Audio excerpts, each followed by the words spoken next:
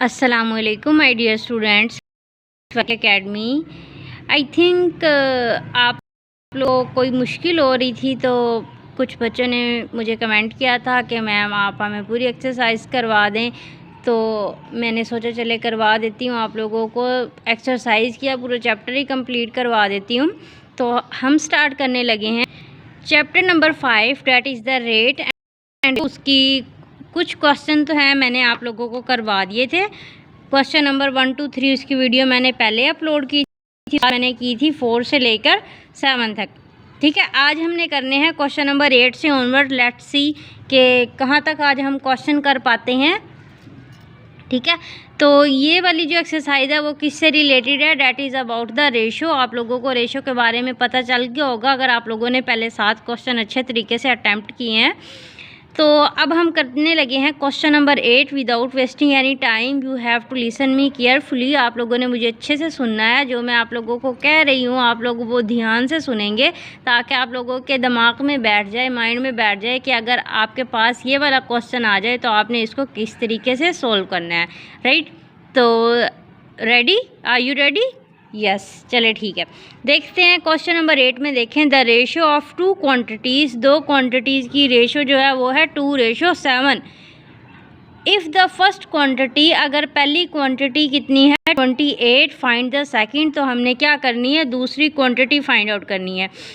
क्या कह रही है, रेशो ऑफ दो क्वांटिटीज़ की रेशो कितनी बताई है 2:7। ये उन्होंने रेशो बताई है, हमें क्वांटिटी नहीं बताई, हमें क्या बताई है, रेशो। फिर वो हमें कह रही हैं कि पहली क्वांटिटी जो है यानी कि 2 की क्वांटिटी होगी 28, तो आपने क्या फाइंड आउट करनी है, 7 की क्वांटिटी फाइंड आउट करनी है। Find the second. So students, आप लोग यहाँ पर देख, आप लोगों को क्लियरली नज़र आ रहा है class 6 unit 5 exercise 5 question number 8 की वही स्टेटमेंट मैंने राइट की हुई है, आप जो अभी मैंने आप लोगों को समझाई है। दो क्वांटिटीज़ की रेशो है 2:7, उनमें से उन्होंने हमें पहली क्वांटिटी बता दिया 28, फाइंड द सेकंड वन। तो अगर आप लोगों को पता हो कि हम रेशो को जो है 2:7 को इसको फ्रैक्शन की फॉर्म में भी लिख सकते हैं। अगर मैं आप लोगों को एक एग्जांपल दिखाऊं ऑन पेज नंबर 79, यहाँ पर वो देखे कह रहे हैं the ratio of number of boys of to that of girls in a school is 3:2। अब यहाँ पर उन्होंने क्या किया है, 3:2 को फ्रैक्शन की फॉर्म में लिख दिया। इसका मतलब हम रेशो को फ्रैक्शन की फॉर्म में लिख सकते हैं। तो हम क्या करेंगे, 2:7 को किस तरह लिख सकते हैं, 2/7। ठीक है, किस तरह लिख सकते हैं, 2/7 इज़ इक्वल टू। अब सेकंड में हमने क्या करना है,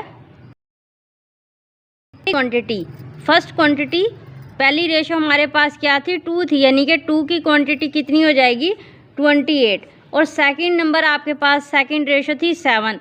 अब हमने 7 की क्वांटिटी यानी कि दूसरी नंबर की फाइंड आउट करनी है, तो यहाँ पर आ जाएगा x। ठीक है, 2 रेशो की क्वांटिटी होगी 28 और 7 की आपने क्वांटिटी मालूम करनी है। अब आपने क्या करना है, what you have to do that, आप लोगों ने इसको क्रॉस मल्टीप्लाई करना है। ठीक है, मैं यहाँ पर लिख भी देती हूँ ताकि आप लोगों को अच्छे से समझ में आ जाए। We have to do cross multiply. Right, cross multiply कर लेंगे। अब आपने इस तरह करना है क्रॉस मल्टीप्लाई, 2 को मल्टीप्लाई कर देंगे x के साथ और 28 को मल्टीप्लाई कर देंगे 7 के साथ। जब 2 को x के साथ मल्टीप्लाई करेंगे क्या बनेगा, 2x। 28 को आपने 7 से मल्टीप्लाई कर देना है, 7 8 जार 56, 6 लिखेंगे, 5 आया कैरी, 7 2 जार 14 और 5 19, 196 आ जाएगा। ठीक हो गया। अब आप लोग क्या करोगे, ये जो x है यहाँ पर 2 के साथ मल्टीप्लाई हो रहा है, इसको मैंने इस साइड पर लेके आना है। 2 को इस साइड पर लेके आने के लिए क्या करेंगे, इसको 196 से डिवाइड कर देंगे। अब आप सोचेंगे मैम ने यहाँ पर डिवाइड क्यों किया, ये रूल है मैथमेटिक्स का, अगर कोई भी नंबर इज़ इक्वल टू के इस साइड पर मल्टीप्लाई हो रहा और आप चाहते हो कि मैं इसको इधर से इधर ले जाऊं, तो आप लोगों ने इसको डिवाइड कर देना है। यहाँ पर मल्टीप्लाई हो रहा है, इधर लेके आएंगे तो क्या हो जाएगा, डिवाइड हो जाएगा। अब 196 को आपने 2 से डिवाइड कर देना है, 2 9 जार 18, माइनस करेंगे ऊपर से उतारेंगे 6 और 2 8 जार कितने हो जाएंगे 16, यानी कि x की जो वैल्यू आई है वो आपके पास क्या आई है 98, और हमारा आंसर भी क्या है 98। ठीक है, हमने क्या किया है, रेशो को फ्रैक्शन की फॉर्म में लिखा है। फर्स्ट क्वांटिटी, जो फर्स्ट रेशो की क्वांटिटी थी वो 28 थी, सेकंड रेशो की हमने फाइंड आउट करनी थी, फिर हमने इसको क्रॉस मल्टीप्लाई किया और देन हमने इसका आंसर निकाल लिया। समझ गए हैं बात। नेक्स्ट क्वेश्चन भी इसी से ही रिलेटेड है। Question number 9, the ratio of two quantities is 7:12, यानी कि दो रेशोज़ हैं उसको आपने फ्रैक्शन की फॉर्म में लिख देना है। 7:12 को 7/12 मैंने लिख दिया। If the larger one is 84, अब आप देखें आपकी रेशो में आपका रेशो जो सा है, इन दोनों में से कौन सी रेशो बड़ी है, 12 बड़ी है। तो वो क्या कह रहे हैं, द लार्जर वन इज़ 84, तो 12 के साथ मैं लिख दूँगी 84, क्योंकि इसमें लार्जर रेशो तो 12 भी है। और if the larger one is 84 find the other, तो हमने दूसरी फाइंड आउट करनी है। ठीक है, समझ रहे हैं। अब आप क्या करोगे, इसको क्रॉस मल्टीप्लाई करोगे इस तरह, 7 मल्टीप्लाई बाय 84 और 12 को मल्टीप्लाई करेंगे x के साथ, तो क्या बन जाएगा, 12x बन जाएगा। अब 7 को 84 के साथ मल्टीप्लाई करके बताएं मुझे क्या आंसर आता है। Hurry up. चलिए, अगर आप लोग कैलकुलेटर नहीं यूज़ करते, हम यहाँ पर कर लेते हैं। 84 को 7 से मल्टीप्लाई करेंगे, 7 4 ज़ा 28, 8 लिखेंगे, 2 आ गया कैरी, 7 8 ज़ा 56, 56 में आप ऐड कर देंगे, कितना बन जाएगा, 58।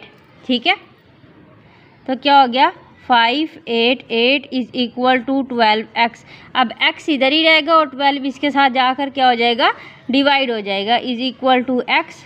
588 इसको आपने 12 के साथ डिवाइड कर देना है। ठीक है, तो 588 को हम रखते हैं अंदर और 12 से डिवाइड करेंगे। 12 1 ज़ा 12, 2 ज़ा 24, 3 ज़ा 36 और 4 ज़ा कितने होते हैं, 48।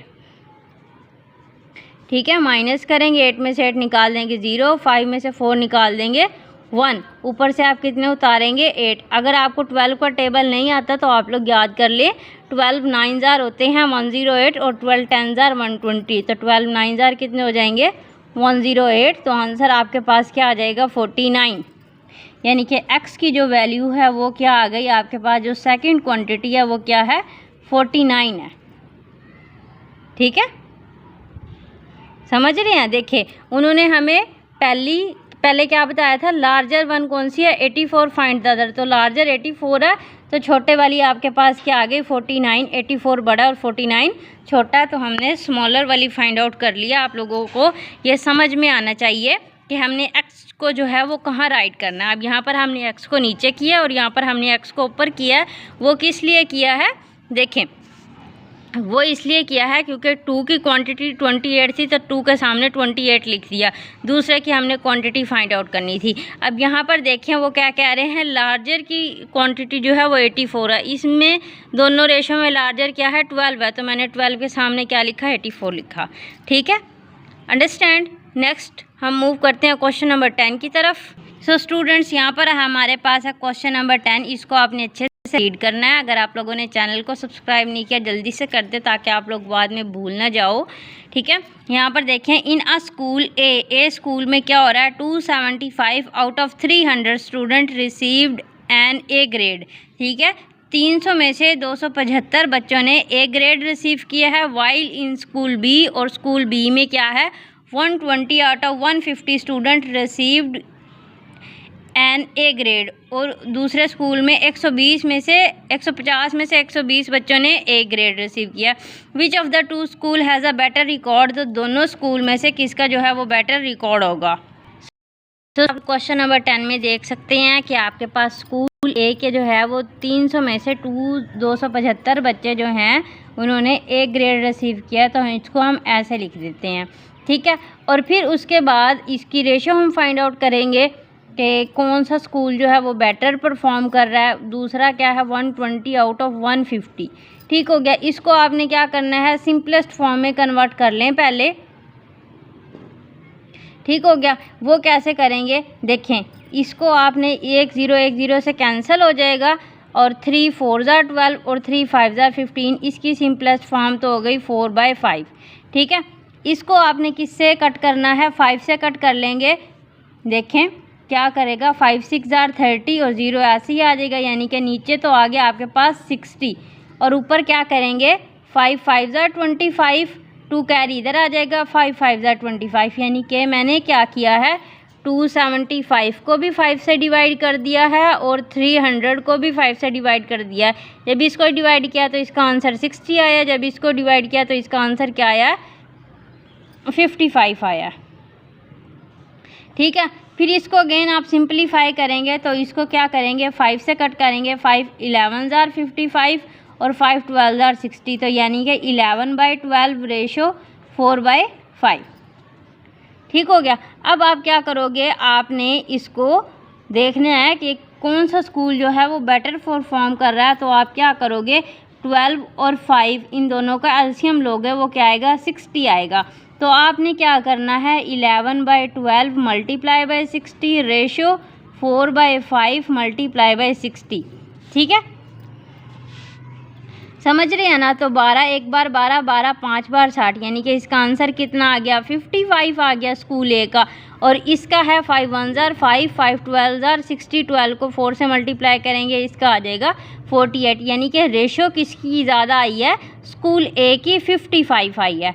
ठीक है, तो आप लोगों ने यहाँ पर लिख लेना है स्कूल ए परफॉर्म बेटर। ठीक है, परफॉर्म बेटर। तो स्टूडेंट्स आप लोगों को मैंने ये वाला क्वेश्चन इस तरीके से इस वजह से करवाया है क्योंकि इन्होंने कोई भी मेथड नहीं दिया हुआ कि आप लोग परसेंटेज निकालें या कुछ भी निकाल लें। तो मुझे ये वाला मेथड जो है वो बेस्ट लगा था, तो मैंने आप लोगों को इस तरह करवाया है। ठीक है, पहले उसको आपने इसकी सिंपलेस्ट फॉर्म में कन्वर्ट करना है, कन्वर्ट करने के बाद उसके एलसीएम से आपने मल्टीप्लाई करना है। आप इस तरह भी यहाँ पर 300 और 150 का भी एलसीएम ले सकते थे, लेकिन हम लोगों ने नहीं लिया क्योंकि वो ज़्यादा लेंथी हो जाएगा, कॉम्प्लिकेटेड हो जाएगा। इस वजह से पहले हमने इसको सिंपल फॉर्म में कन्वर्ट किया और फिर उसके एलसीएम से उसको मल्टीप्लाई कर दिया। ठीक है, और पीछे भी आपके पास जो आंसर लिखा हुआ है उन्होंने लिखा हुआ है स्कूल ए बेटर परफॉर्म, वो आप लोग यहाँ से भी देख सकते हैं। वो किस तरह 300 में से 275 बच्चे अच्छे हैं, मतलब सिर्फ कितने बच्चे जो हैं सही नहीं है, वो कितने 25, और इसमें 150 में से 120, यानी कि इसमें 30 बच्चे जो हैं वो थोड़े कम आ रहे हैं। ठीक है, उसमें 25 है, तो इसका मतलब स्कूल ए ज़्यादा ही बेटर अच्छा परफॉर्म कर रहा है। नेक्स्ट है हमारे पास क्वेश्चन नंबर 11। क्वेश्चन नंबर 11 में देख सकते हैं the ratio of milk to water in a container is 5:1 by volume. ठीक है, एक कंटेनर में वाटर और मिल्क का मिक्सचर है, जिसमें क्या कह रहे हैं मिल्क का हिस्सा जो है, यानी कि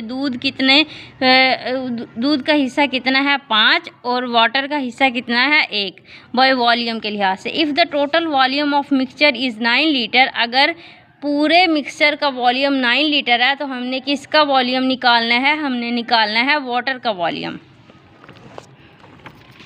ठीक है, तो स्टूडेंट्स आप लोग यहाँ पर देख सकते हैं ratio of milk to water in a container is 5, मतलब 5 हिस्से 5 पार्ट्स जो हैं वो किसके हैं मिल्क के। ठीक है, 5 हिस्से कितना है दूध है और 1 हिस्सा जो है वो कितना है वाटर है, यानी कि ज़्यादा दूध है और कम पानी है। अब टोटल जो वॉल्यूम है ना मिक्सचर का कंटेनर में वो क्या है टोटल मिक्सचर, तो आप यहाँ पर लिखोगे टोटल मिक्सचर जो है वो कितना है आपके पास 9 लीटर। ठीक है, अब हमने क्या करना है, टोटल मिक्सचर है 9 लीटर, हमने किसका वॉल्यूम निकालना है, वॉल्यूम ऑफ वाटर वो फाइंड आउट करना है।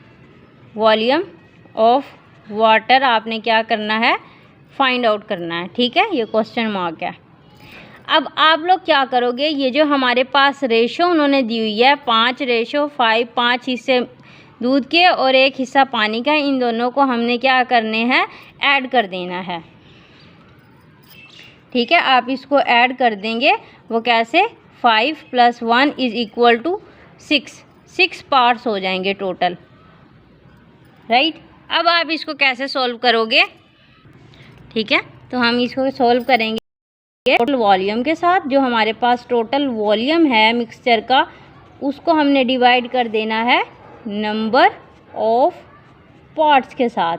ठीक है, तो टोटल वॉल्यूम आपके पास कितना है 9। ठीक है, 9 लीटर, और इसको आपने नंबर ऑफ़ पार्ट्स हमारे पास कितने आए हैं 6 आए हैं, तो आपने इसको क्या कर देना है, 9 को अंदर रखना है, 6 से डिवाइड करेंगे, 6 1 ज़ार 6, 9 में 6 निकाल देंगे, 3 पॉइंट लगाएंगे, नीचे भी ऊपर भी एक ज़ीरो करेंगे, ऐड 0 बन गया, और 6 5 ज़ार कितने हो जाएंगे, 30। यानी कि आपके पास जो वॉल्यूम ऑफ वाटर आया वो कितना आया है, 1.5 लीटर। ठीक है, volume of water is equal to 1.5 litre. ठीक है, आपके पास ये आया, लेकिन आपकी बुक में जो आंसर है वो क्या है, 1 × 1/2। ठीक है, ऐसे ही लिखा हुआ है, 1 × 1/2 का मतलब है 1 और आधा लीटर। ठीक है, इसको आप इस तरह भी लिख सकते हो, 1 × 1/2 लीटर, मतलब 1 लीटर पूरा और बाकी आधा। तो इसको इस तरह भी लिख सकते हैं, इस तरह भी लिख सकते हैं, दोनों तरीक़ों से आप लिख सकते हैं। आप लोगों का आंसर जो है वो करेक्ट माना जाएगा। ठीक हो गया, मुझे इस तरह सही लगा था, ये आसान तरीका था समझाने का, तो मैं वही मेथड अप्लाई करती हूँ ताकि आप लोगों को अच्छे से समझ में आ जाए। ठीक है, नेक्स्ट यहाँ पर हमारे पास क्वेश्चन नंबर 12 है, find the continued ratio for 2:3 and 3:4। अब कंटिन्यूड रेशो क्या होती है हम लोग देख लेते हैं उसको भी। कंटिन्यूड रेशो है ऑन पेज नंबर 79, मतलब एक होती है आपके पास A:B और फिर होती है B:C, मतलब A:B एंड B:C। अब इन दोनों में क्या है, इन दोनों में जो B है इसमें भी आ रही है और इसमें भी आ रही है। ठीक है, तो इन्होंने क्या किया है, देखो A:B किसके इक्वल है, 3:2 के, और B:C किसके इक्वल है, 2:5। उन्होंने क्या लिखा, A लिखा, B लिखा, C लिखा। A किसके इक्वल था, 3 के इक्वल था, B किसके इक्वल है, हमने 2 लिख दिया। फिर दोबारा B किसके इक्वल है, 2 के इक्वल है, और यहाँ पर क्या हो गया, 5 हो गया। तो 3 को 2 से मल्टीप्लाई करेंगे, क्या आ गया, 6, 2 को 2 से मल्टीप्लाई करेंगे 4, और फिर इस 2 को 5 से मल्टीप्लाई करेंगे 10, तो इसका आंसर आ गया 3:2:5। वो किस तरह, इसको उन्होंने डिवाइड कर दिया किसको, 2 के साथ, 2 3 ज़ार 6, 2 2 ज़ार 4, 2 5 ज़ार 10। तो ये होती है हमारे पास कंटिन्यूड रेशो, जिसमें आपके पास क्या है, एक रेशो जो है वो कॉमन होती है, पहले में भी और दूसरे में भी। अब यहाँ पर आप लोग एक ग्रीन बॉक्स में लिखा हुआ है, if the middle terms of 2 ratios is same, मतलब अगर कंटिन्यूड रेशो में आपके पास मिडल टर्म होती है, देखिए बी में आपके पास जो ये 2 है कॉमन आ रहा है, ठीक है, कॉमन आ रहा है, then the continued ratio can be express directly. तो इसका आंसर जो है हमारे पास यही आ जाएगा। अगर आप क्वेश्चन में देखें हमारे पास, फ़र्ज़ करो ये हमारे पास रेशो A है, ये B है, और ये B है, और ये C है। ठीक है, अब देखिए B जो है इसमें भी है, इसमें भी है, दोनों की वैल्यू क्या है, सेम है। तो आप इसको अगेन, इसका आंसर जो है वो सिंपल ऐसे ही राइट कर सकते हैं, 2:3:4। ठीक है, ये इसका आंसर हो। आप इसको ऐसे रिप्रेजेंट करें, 1:B:C। A किसके इक्वल है, 2 के, ठीक है, B किसके इक्वल है, 3 के, तो यहाँ पे 3 लिख दिया। फिर अगेन B किसके इक्वल है, 3 के, और फिर रेशो C जो है वो किसके इक्वल है, 4 के। तो इसका आंसर आपके पास आ जाएगा 2:3:4, क्योंकि B वाली जो है वो कॉमन है, एक जैसी है। और आपके बुक में खुद ही बताया हुआ है, अगर दरमियान वाली रेशो एक जैसी हो तो आप उसका आंसर एग्जैक्ट वैसे ही लिख सकते हैं।